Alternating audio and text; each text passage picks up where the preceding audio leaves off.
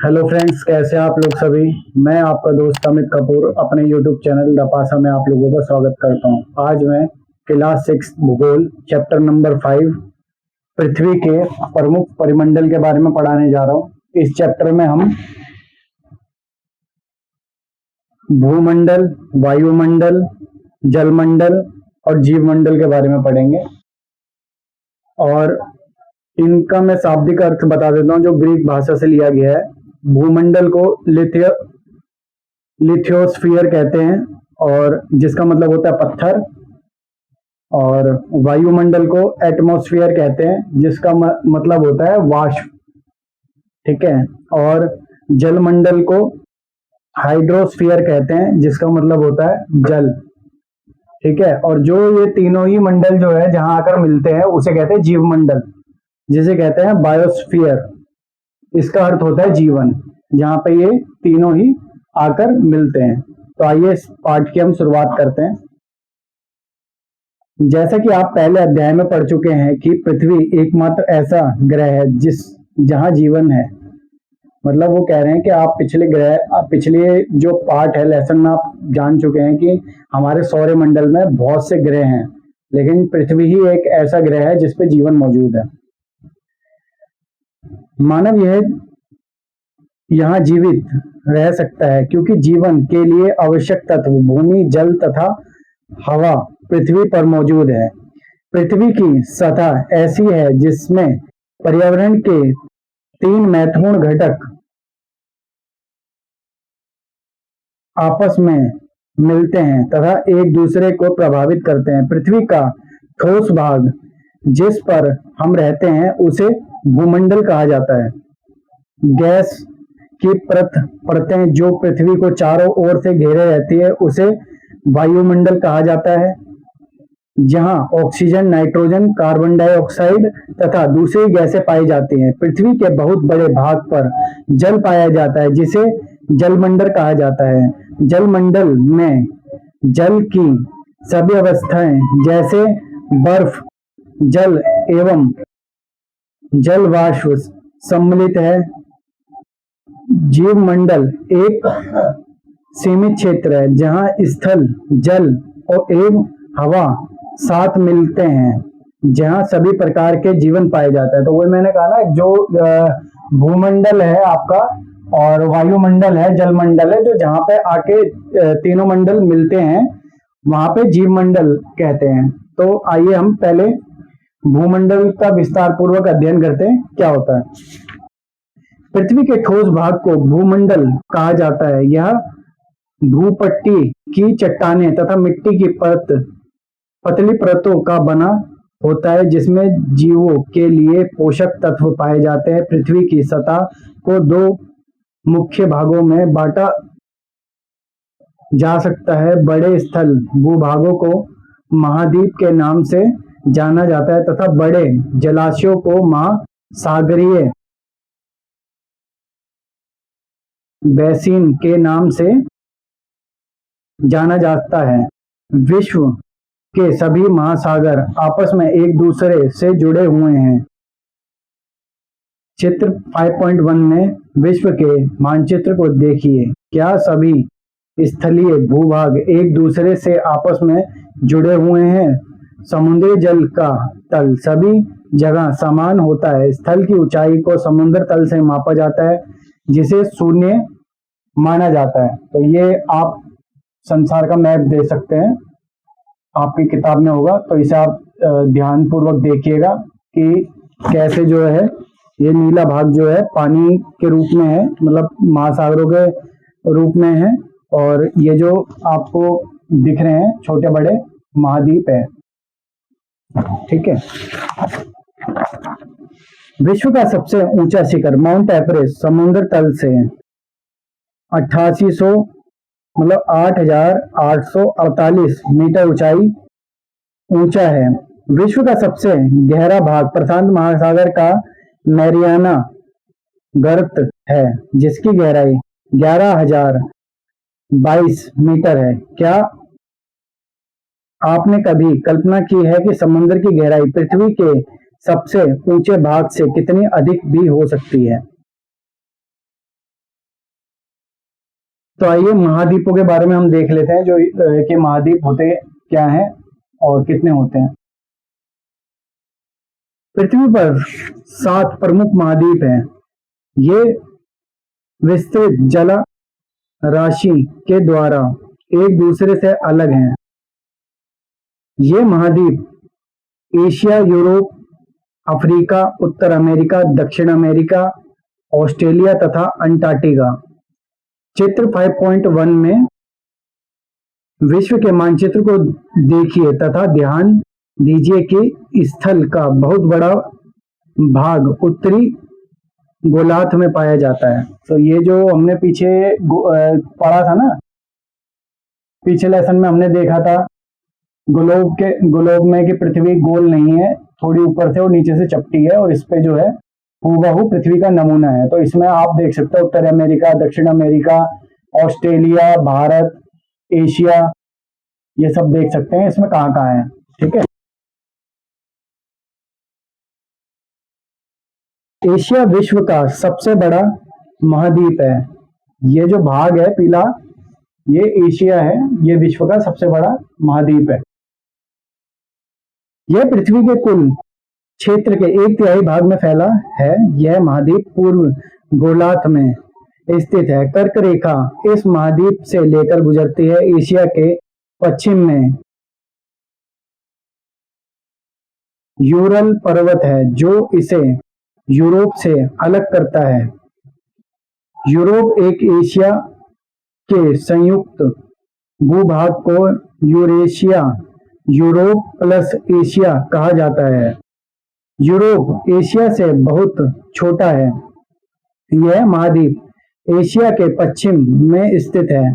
Antarctica वृत्त, Arctic वृत्त इससे होकर गुजरता है। यह 3 तरफ से जल से घिरा है। विश्व के मानचित्र को देखिए एवं इसकी स्थिति का पता लगाइए। अफ्रीका एशिया के बाद विश्व का दूसरा सबसे बड़ा महाद्वीप है। विषुववृत्त या 0 अक्षांश इस महाद्वीप के अलग भाग मध्य भाग से होकर गुजरती है। अफ्रीका का बहुत बड़ा भाग उत्तरी गोलार्ध में स्थित है। चित्र 5.1 को देखिए, आप पाएंगे कि यही एक ऐसा महाद्वीप है जिससे होकर कर्क रेखा, विषुवत रेखा, मकर रेखा, तीनों रेखाएं गुजरती है। सहारा का रेगिस्तान विश्व का सबसे बड़ा गर्म रेगिस्तान है जो कि अफ्रीका में स्थित है। यह महाद्वीप चारों तरफ से समुद्र एवं महासागर से घिरा हुआ है। विश्व के मानचित्र को देखिए, आप देखेंगे कि विश्व की सबसे लंबी नदी नील अफ्रीका से होकर गुजरती है। अफ्रीका का मानचित्र देखिए तथा बताइए कि कर्क रेखा, मकर रेखा तथा विषुवत रेखा इसके किन किन भागों से होकर गुजरती है। उत्तर अमेरिका विश्व का तीसरा सबसे बड़ा महाद्वीप है। यह दक्षिण अमेरिका में एक सक्रिय स्थल से जुड़ा है जिसे पैनामा स्थल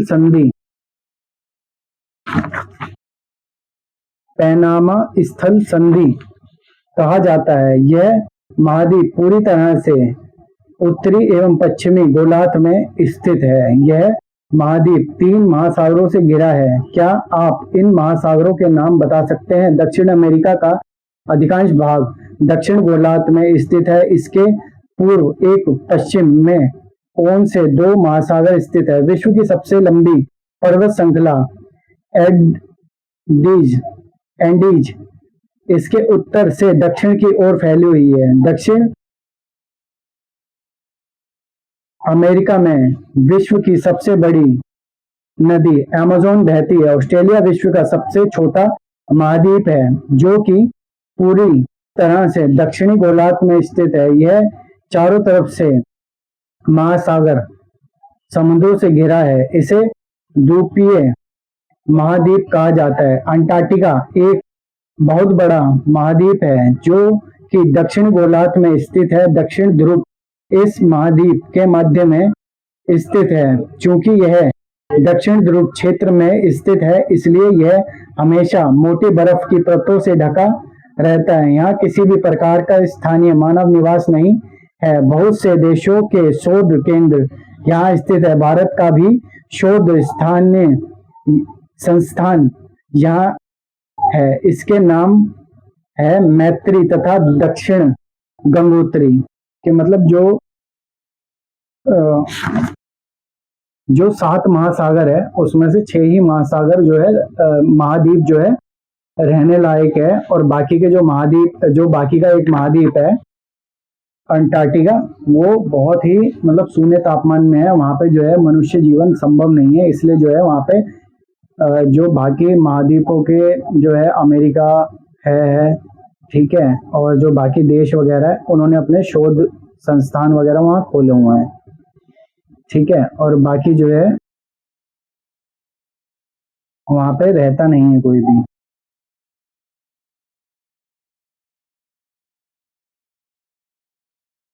तो आइए आगे बढ़ते हैं कि अभी हमने जो है पढ़ा है महाद्वीप क्या होते हैं, अब हम पढ़ते हैं जलमंडल। हम भूमंडल पढ़ चुके हैं, अब क्या कहते हैं जलमंडल पे हम आ गए हैं। जलमंडल के बारे में पढ़ेंगे। पृथ्वी को नीला ग्रह कहा जाता है। पृथ्वी का 71% भाग जल तथा 29% जो 7.1 है ये भाग जो है जल से भरा हुआ है, ठीक है, और जो 29% है वो भाग जो है स्थल है पृथ्वी का। जलमंडल में जल के सभी रूप उपस्थित है। इनमें महासागर एवं नदी, झीलें, हिमनदी, भूमिगत जलाशय तथा वायुमंडल की जल वाष्प सभी सम्मिलित है। पृथ्वी पर एक पाए जाने वाले जल का 97% से अधिक जल महासागरों में पाया जाता है एवं वह इतना अधिक खारा होता है कि मानव के उपयोग में नहीं आ सकता। शेष जल का बहुत बड़ा भाग बर्फ की परतों एवं हिम नदियों तथा भूमिगत जल के रूप में पाया जाता है। जल का बहुत कम भाग अवजल के रूप में पाया जाता है जो मनुष्य के इस्तेमाल आता है। यही कारण है कि नीले ग्रह में रहने के बावजूद हम पानी की कमी महसूस करते हैं।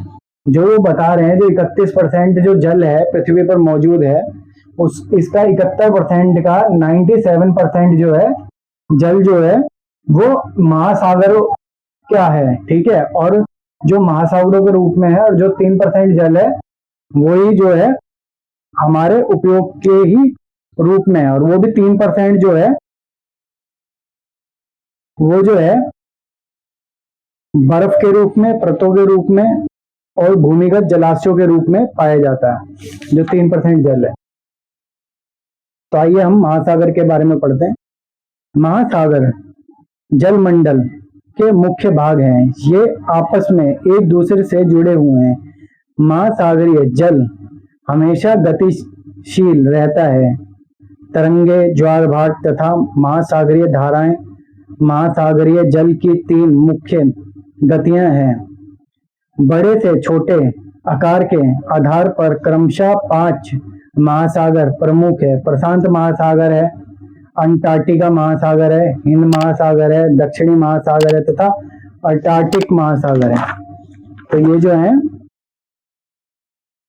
5 महासागर हैं। प्रशांत महासागर सबसे बड़ा महासागर है। यह पृथ्वी के 1/3 भाग पर फैला है। पृथ्वी का सबसे गहरा भाग मरियाना गर्त प्रशांत महासागर में ही स्थित है। प्रशांत महासागर लगभग वृत्ताकार है। एशिया, ऑस्ट्रेलिया तथा दक्षिण अमेरिका इसके चारों ओर स्थित है। चित्र 5.1 को देखिए तथा प्रशांत महासागर के चारों ओर इन महासागरों महाद्वीपों की स्थिति का पता लगाइए। अंटार्कटिका महासागर विश्व का दूसरा सबसे बड़ा महासागर है। यह अंग्रेजी भाषा के एस अक्षर के आकार का है। इसके पश्चिमी किनारे पर उत्तर एवं दक्षिण अमेरिका है तथा पूर्वी किनारे पर यूरोप एवं अफ्रीका है। आर्कटिक महासागर की तट रेखा बहुत अधिक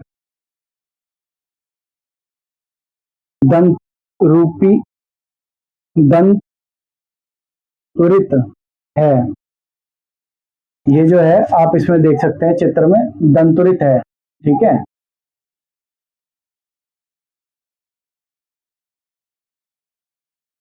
आर्कटिक महासागर की तटीय रेखा बहुत अधिक दंतुरित है। यह अनियमित तथा दंतुरित तट रेखा प्राकृतिक पोत श्रेयों एवं पतनों के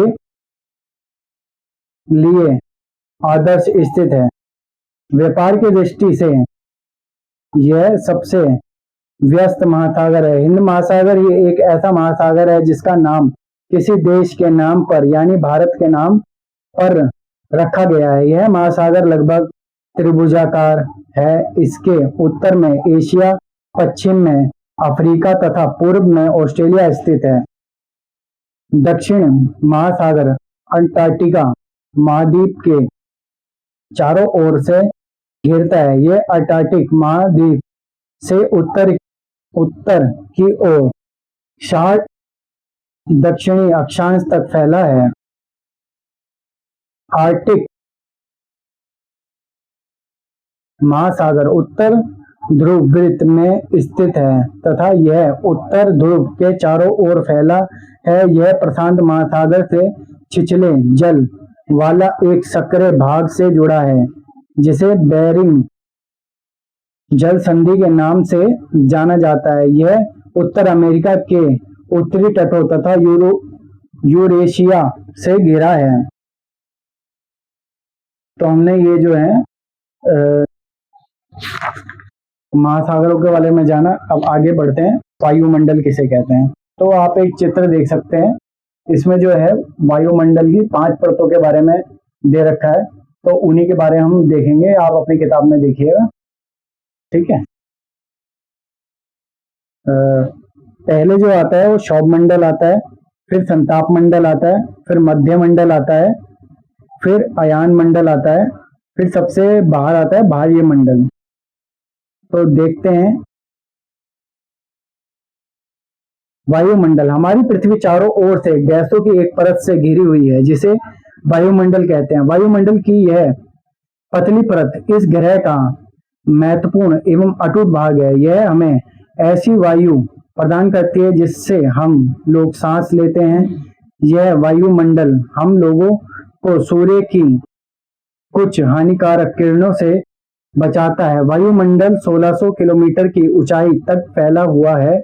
वायुमंडल को उसके घटकों, तापमान तथा अन्य के आधार पर 5 परतों में बांटा जाता है। इन परतों को पृथ्वी की सतह से शुरू करते हुए शोभ मंडल, संताप मंडल, मध्य मंडल, अयान मंडल तथा बाह्य मंडल कहा जाता है। वायुमंडल मुख्यतः ऑक्सीजन, नाइट्रोजन का बना है जो कि साफ एवं सूक्ष्म हवा का 90% भाग है।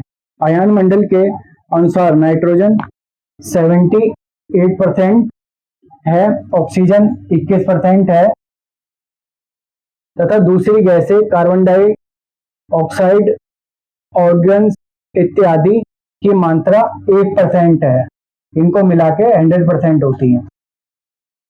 ठीक है, ऑक्सीजन सांस लेने के लिए आवश्यक है, जबकि नाइट्रोजन प्राणियों की वृद्धि के लिए आवश्यक है। कार्बन डाइऑक्साइड यद्यपि बहुत कम मात्रा में है, लेकिन यह पृथ्वी के द्वारा छोड़ी गई ऊष्मा को अवशोषित करती है, जिससे पृथ्वी गर्म रहती है। यह पौधों की वृद्धि के लिए भी आवश्यक है। ऊंचाई के साथ वायुमंडल के घनत्व में विभिन्नता आती है। यह घनत्व समुद्री तल पर सबसे अधिक होता है तथा जैसे जैसे हम ऊपर की ओर जाते हैं यह तेजी के साथ घटता जाता है। आप जानते हैं कि पहाड़ों पर पर्वतारोहियों को हवा के घनत्व में कभी कमी होने के कारण सांस लेने में कठिनाई होती है। मतलब जो पहाड़ पे चढ़ते हैं, जैसे जैसे हम ऊपर की तरफ जाते हैं वैसे वैसे तापमान कम होता है, जिसकी वजह से जो है हमारे को सांस लेने में दिक्कत होती है। ऊंचाई में सांस लेने के लिए उन्हें अपने साथ ऑक्सीजन सिलेंडर लेकर जाना पड़ता है। जैसे जैसे हम ऊपर की ओर जाते हैं तापमान भी घटता जाता है। वायुमंडल पृथ्वी पर दबाव डालता है, यह एक स्थान से दूसरे स्थान पर अलग अलग होता है। कुछ क्षेत्रों में हमें अधिक दबाव महसूस होता है जबकि कुछ क्षेत्रों में कम। वायु उच्च दबाव से भिन्न निम्न दबाव की ओर बहती है। गतिशील वायु को पवन कहा जाता है। तो हम जो है अब जो है हमारा चौथा और आखिरी जो मंडल है परिमंडल, उसके बारे में जानते हैं। जीव मंडल स्थल मंडल तथा वायुमंडल के बीच का एक सीमित भाग है। यह वह भाग है जहां जीवन मौजूद होता है। यहाँ जीवों की बहुत सी प्रजातियां हैं जो कि सूक्ष्म जीवों तथा बैक्टीरिया से लेकर बड़े स्तनधारी के आकार में पाई जाती है।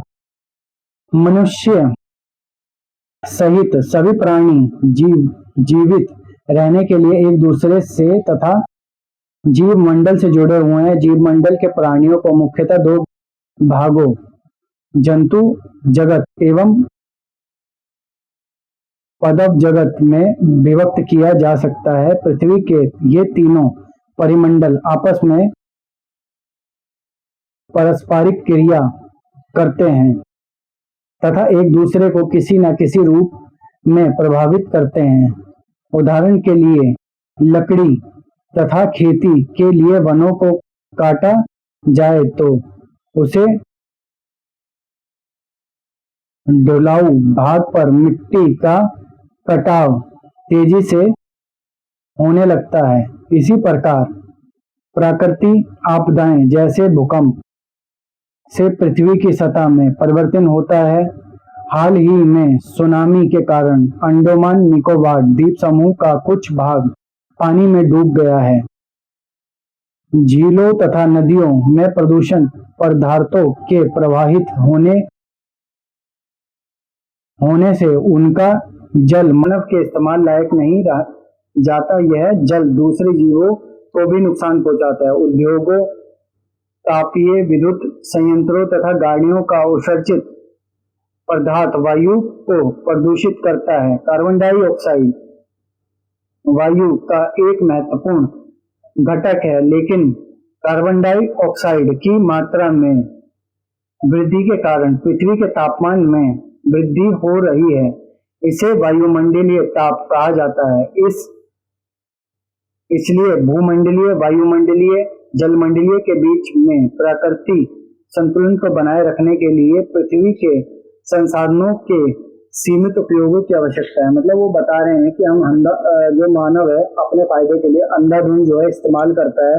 जैसे लकड़ी को हम जंगलों को काटते हैं तो वहां पे हम देखते हैं कि जो मिट्टी है उसका कटाव स्टार्ट हो जाता है, ठीक है, और उससे क्या होता है कि भूकंप जैसी आपदाएं आने की समस्या बन जाती है। और इसमें एक उदाहरण दे रखा है अंडमान निकोबार द्वीप समूह का, कि जो उसका बहुत बड़ा भाग जो है वो पानी में डूब गया है, ठीक है। और झीलों में जैसे हम जाते हैं या हम नदी नालों वगैरह का सबका पानी उसमें मिक्स कर देते हैं तो वो प्रदूषित हो जाता है, जो पीने लायक नहीं रह जाता।